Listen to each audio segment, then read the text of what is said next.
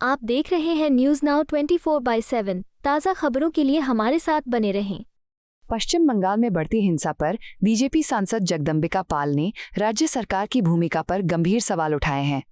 उन्होंने आरोप लगाया कि प्रदेश में हिंसा ममता सरकार के संरक्षण में हो रही है और राज्य पुलिस की निष्क्रियता इस बात का प्रमाण है। उनका कहना है कि जब खुद सरकार हिंसा को बढ़ावा देने वाली बन जाए तो आम नागरिकों की सुरक्षा की जिम्मेदारी कौन निभाएगा। उन्होंने मुख्यमंत्री ममता बनर्जी के उस बयान को भी हिंसा भड़काने वाला बताया जिसमें उन्होंने कहा था कि राज्य में वक्फ अधिनियम लागू नहीं होने देंगे।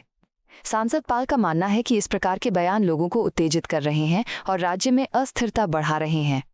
उन्होंने ये भी कहा कि यदि राज्य सरकार नागरिकों के अधिकारों की रक्षा करने में असमर्थ है तो केंद्र सरकार को हस्तक्षेप कर राष्ट्रपति शासन लागू करने पर विचार करना चाहिए।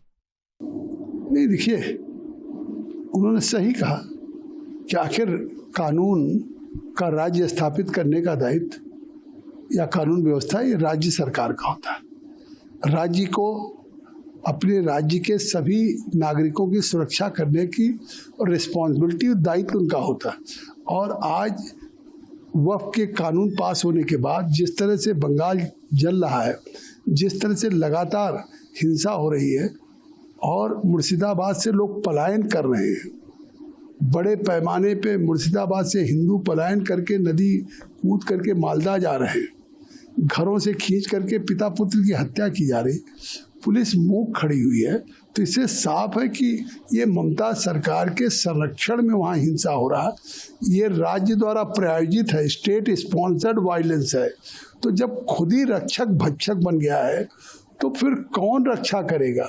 अभी भी जो लोग घरों से पलायन कर गए बड़े पैमाने पे हिंदू, वो घर वापस जाने के लिए तैयार नहीं।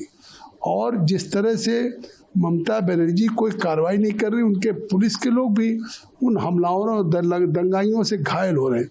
वो इसलिए कि केवल मुस्लिम नहीं हैं, उसमें बांग्लादेशी भी हैं, रोहिंग्या भी हैं जो अवैध रूप से घुसपैठिए हैं।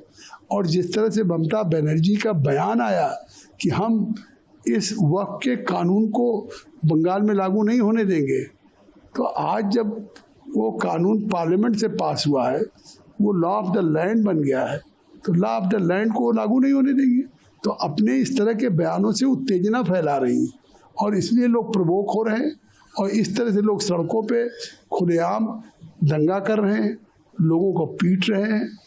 और हाईकोर्ट के आदेश के बाद तो पैरामिलिट्री फोर्सेज गई हैं, उन पे भी हमला हो रहा है। तो इसका मतलब वेस्ट बंगाल की पुलिस एकदम चुप है।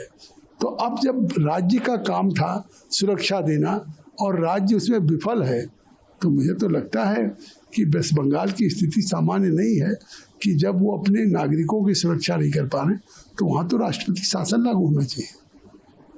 आपको यह वीडियो पसंद आया हो तो इसे लाइक करें, हमारे चैनल को सब्सक्राइब करें।